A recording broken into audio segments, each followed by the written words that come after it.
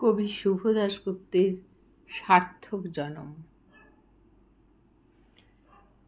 যে ছেলেটা চায়ের দোকানে এঁটো কাপ ধুচ্ছে রাস্তার ধারে, তাকে ডাকুন। তার কানে কানে বলুন, সুজলাং সুফলাং মলয়জ শীতলাং। হ্যাঁ, বেশ সুন্দর করে বলুন।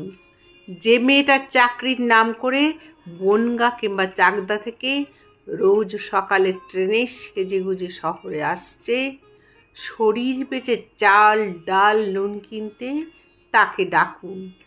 তার কানে কানে সুরেলা কণ্ঠে বলুন, সার্থক জনম আমার, জন্মেছে এই দেশে।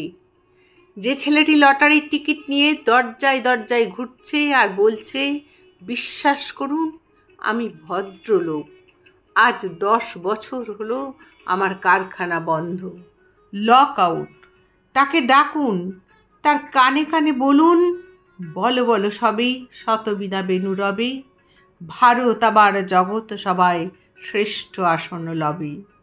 রাতের আকাশ কাঁপিয়ে অঝোর ধারায় বৃষ্টি নামলে যে মা আজও লণ্ঠন হাতে টালির ঘরের দরজায় ঠাঁই দাঁড়িয়ে থাকেন তার খোকন ফিরে আসবে বলে, যে খোকনকে এমনই এক বর্ষার উন্মত্ত রাতে কালো গাড়ির পুলিশ ডেকে নিয়ে গিয়েছিল আর বরানগরের রাস্তায় ভোরের ঘুম ভাঙা কুকুর প্রথম দেখেছিল যার গুলিবিদ্ধ রক্তাক্ত লাশ, সেই মাকে ডাকুন।